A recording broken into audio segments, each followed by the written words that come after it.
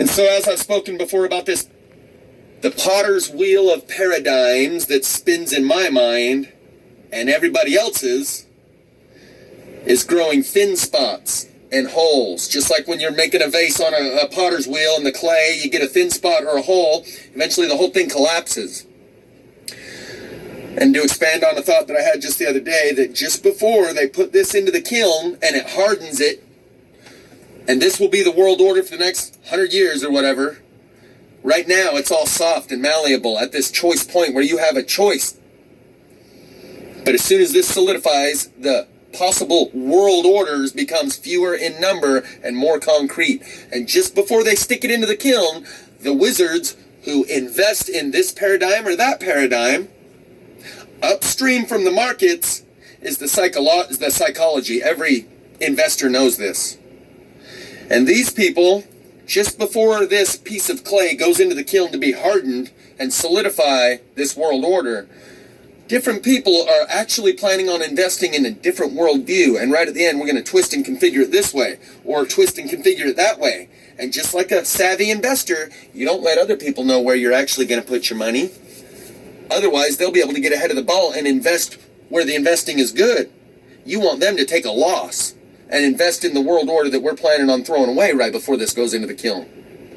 And so these investors, these paradigms, these wizards, these paradigm investors in the paradigm market have all got their hands in the clay, and you don't know who's actually invested in which world order until just before it goes into the kiln, and each one of them tries to make their move, and they wait until the very last minute so that the other investors don't see where they're actually investing.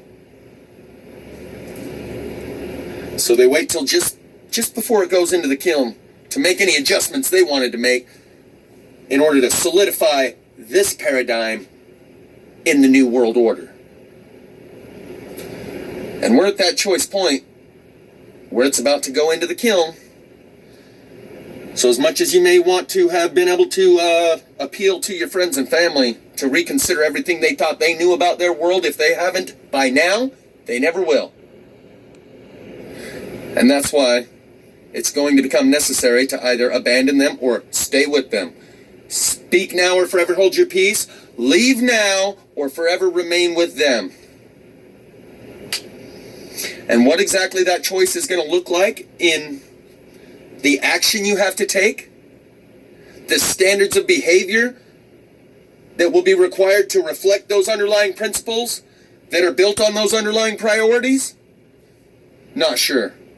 But be ready to take action based on those underlying priorities that you build principles upon, that you will enact your standards of behavior according to.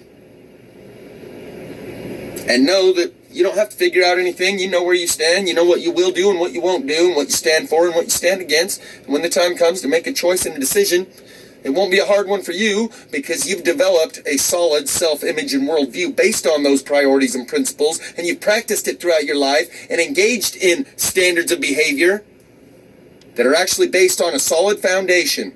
People that don't have a solid foundation, that didn't invest any energy, time, effort, energy, or resources into developing that inner being, that's all philosophy and religion. This is the real world where cheaters win and the bad guys always win and all that stuff about morals and ethics. And it's good for storybooks, and we told our kids that stuff matters, but it don't.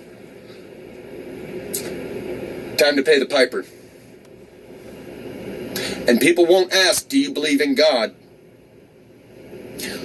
People will not ask, do you believe in God?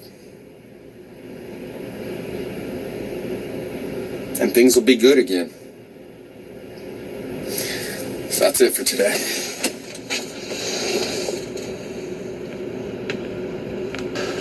Some of you might remember the t-shirt that showed a snake coiled around a pedestal with a human skull on top, and the caption read, "After the decay, they will reclaim and order will be restored." And this was on the back of a t-shirt of a guy who stood in front of me in line, and I took photos, and I have the images at home. And I asked him, what does that mean? He's like, oh, I don't know, some college fraternity thing, something. Either he didn't want to talk about it, or he didn't know. But that's another one of those coincidences. It shows me the seraphim are real. And a guy in the comment section who goes by Planetary Protector Probably really resonating with everything I've said at this point.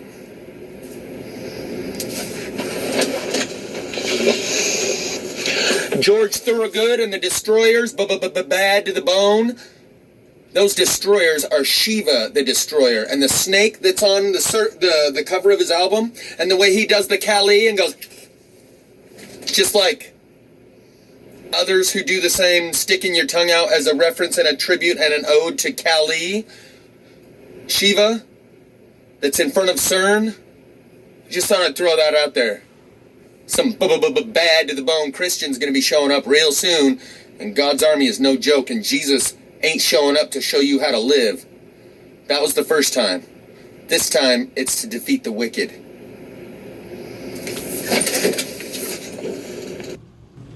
I suggest you watch this music video, linked in the description, Owner of a Lonely Heart. And that video just happened to come up on autoplay. But back to the main story we're talking about here.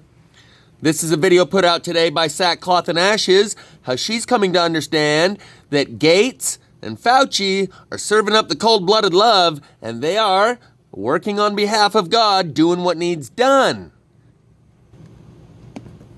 Hi everybody, this is Sackcloth and Ashes. My name is Kristen, in case anybody's curious. So today I'm going to talk about Billy Goat Gates. This is a man that I've had a lot of ill will towards over the years. In fact, it was bordering on hatred. But I'm starting to see him in a different light now. I've got some pretty interesting things I found out about him just by digging a little deeper. For a while I likened him to Azazel the goat demon. That's why I call him Billy Goat Gates. Then I thought for a while maybe he's a fallen angel. But I'm starting to think that actually he's an angel of God sent here to do a job for the end times. I think that he is a reaper angel. Now a reaper angel is going to come down at the harvest and they're going to kill off a lot of people. So they're not going to have a fan club, that's for sure. I think that's what's going on here with Bill. And I think I have proof of it too. Now before I show you the proof, I have two things real quick. One of the things that a reaper angel uses, think of the Grim Reaper, they use a scythe. That's their tool, right? Well, here on Earth, who's Bill Gates' tool? It's Dr. Fauci. Harvest angel. Fauci, an Italian surname from the Sicilian word for sickle. A sickle is a scythe, the same thing that the Grim Reaper uses. Tell me, doesn't Bill Gates use Dr. Fauci as a tool? It's not only just a sickle, but it's somebody who uses a sickle. That's Fauci. Anyways, Reaper. It also means someone who makes or produces and creates a sickle. That little thorn in your side might be the sickle of the harvest of souls. I'll get to that in a second. One more thing I want to show you real quick is I want to read a Bible verse. I'm in Revelation 14, verses 17 through 20. And another angel came out of the temple which is in heaven, he also having a sharp sickle. And another angel came out from the altar, which had power over fire, and cried with a loud cry to him that had the sharp sickle, saying, Thrust in thy sharp sickle, and gather the clusters of the vine of the earth, for her grapes are fully ripe. And the angel thrust in his sickle into the earth, and gathered the vine of the earth, and cast it into the winepress of the wrath of God. And the winepress was trodden without the city, and blood came out of the winepress, even unto the horse bridles, by the space of 1,600 furlongs. Okay, now for my proof. Well, proof to me. I don't know if it would stand up in a court of law, but I've showed you what they're showing us doing using the Hebrew root words, and they're making words to show us what they're doing here in these end times. And these people, these angels, they choose their name because it describes their position and their job. So his first name is William. To that, I would say she made a video regarding CERN and a guy whose last name is God freed us. And that's referring to the fallen angels. I'll include that link in the description, but she might want to go back and reconsider that God did free them for the purposes of this job that needs to be carried out. We all know what God's will is. We know what our will is. The only will that really matters is the will of the Heavenly Father. I am. Will I am. Exodus 3:14, and God said unto Moses, I am that I am. And he said, Thus shalt thou say unto the children of Israel, I am hath sent me unto you. So God goes by I am. That's his name, his title. So basically, his first name is the will of I am, the will of God. See, I don't have to translate them because these people are choosing their names. They're not always decoded into Hebrew. Sometimes they're just straightforward. His first name is the will of God. His middle name is Henry. I split that up and I translate it, and it means they are a mirror. Well, we are made in the image of God. And then there are the children of Satan. They are bearing the image of God. They look like us, but they're not like us. And what is in a mirror? It bears the image of something else. So they are bearing the image of the Father, even though they're not made in the image of the Father. They're mirroring his image. That's his middle name. Now his last name, I'm going to split it up. I have to do this one separately. G-A-T is the wine press. E-S, because it's gates, G-A-T-E-S, but it's also the gates of hell, layered meanings, so many levels. E-S is ace. An ace, definition number 5, somebody who's a skilled person or an expert. So basically, Bill Gates' name is the will of the Father for the children that are mirroring his image in the wine press of his wrath, and Bill Gates is the expert, the reaper angel that's going to operate the wine press. So I can't help but think that that's what he is. And I'd like to hear your thoughts on this. Let me know what you think. Drop me a comment, drop me a like. So I dropped her a comment, and it goes as follows. Like the suckerfish who remove the moss from the belly of a whale, there is a host-parasite relationship, and the host body will die if the parasites are not removed. There are producers and consumers in this world, composers and decomposers, those who are constructive and those who are destructive. Occasionally, the consumers must themselves be consumed. The culturally, spiritually destructive must be destroyed and allowed to decompose, devour, and consume themselves. They do it to themselves of their own free will by willfully ignoring truth. It is the choices they've made throughout their entire life that fills them with shame and feelings of incompetence and inadequacy and inferiority. That is why they cannot think for themselves and stand on their own, but instead go along with the rest of the culturally depraved who have spiritually decayed. The CDC's numbers acknowledge that influenza was reduced by 90% of what it is on an annual basis. Do not have survivor's guilt. They had just as much opportunity as the rest of us throughout their entire lifetime to live in accordance with principles, and instead they chose to stand for nothing, and so they will fall for anything. And the culture will be allowed to thrive once we are out from under the weight of the overgrown parasitic cells within the culture. Individuals with depravity of character who take pride in their degeneracy are like a cancerous mutation that is not conducive to the perpetuation of life, and if allowed to carry on, will lead to the entire destruction of the culture of consciousness, leaving only physical vessels that have no essence of that which does perpetuate the continuity of life, the power of love. We need some tough love, and that is what the lyrics from the song Sail by AWOL Nation is a reference to. This is how an angel cries. This is how I show my love. I blame it on my own sick pride. Maybe I should cry for help.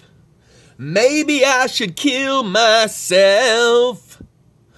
Maybe I'm a different breed, Maybe I'm not listening. Just blame it on your ADD, baby. Hi everybody, Sackcloth and Ashes here.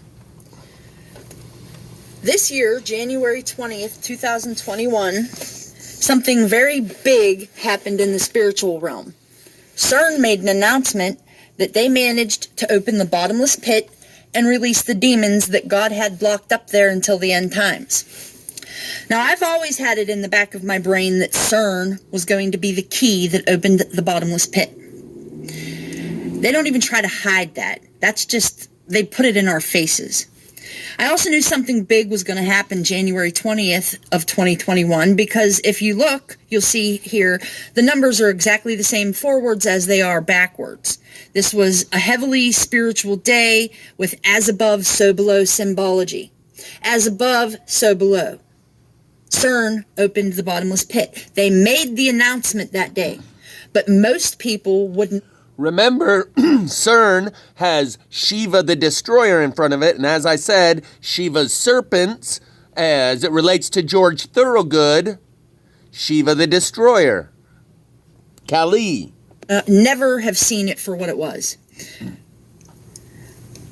So January 20th, CERN posted this obituary. They're saying that one of their scientists named Martinus Justinus Godfriedus Veltman passed away. First of all, it's got God freed us in it. So instantly I knew it for what it was. But there's more because Martinus Justinus. Now, I've been doing a lot of Hebrew root word studies. But not only that, I've been doing suffix studies of names from the Bible. I started this because while I was reading through the New Testament, I realized that Paul the Apostle had an awful lot of friends that he was always saying he wished he could send to different churches to talk to them. And all of his friends had a name that ended in US. So I started making a list. Like Jesus, okay? All of these, some of them have AS, some ES, some I. Apollos has OS. But none of these are human. These are all spiritual beings. So when I saw Martinus, Justinus, God freed us, Veltman, I knew something big had happened. So, Martinus, Justinus, God freed us, Veltman. Let's see what this all breaks down to in the Hebrew root words. But first, the first Martinus, Mar. Mar means to damage or spoil something and make it less than perfect, to deface it. So, we are made in God's image. And when He formed us out of the clay of the earth. Mar, tin. Tin is clay. So, and US is a spiritual being. So this name, the first name, Martinus, translates down to deface the clay, or the men made in God's image. Justinus. Let's see what just means. It means coarse, rough, crude. Tin is clay. So these are rough, crude, clay, spiritual beings. US. Now, God freed us. I don't even have to try to break that down and translate it. It's straight out what it is. It means exactly the way it sounds. God freed them, the spiritual beings. Now, Veltman, man, we know, is a being like us. Maybe not exactly like us, though, because we were made in the I am age, the image of God. They were made in the image of Pan, in the Pan era, possibly. Anyways, a little play on words I use there that I think is a little bit more likely reality. So the last word, Veltman. Velt means overturned and let. So basically, CERN, their obituary was telling us that God freed them. He overturned the prison sentence that they have been suffering through. And they're a bunch of crude men, spiritual beings that are coming forth to deface the ones... Or the crude men and the spiritual beings are the ones that are going to get wiped out. Made in God's image. Like golems. That's what I'm getting from this. Fake obituary. I haven't even tried to look into what they have scribbled on their board in the background. There's a sun there. Anyways, I'll attach a link in the description. The bottomless pit has been opened, guys. That's why everything is so crazy right now. Let me know what you think. Bye. This is the image from that t-shirt on the back of the guy standing in line in front of me that I referred to earlier in this video. And when I asked him what does that mean, he gave me a non-answer like, oh, something about a fraternity back in college, something.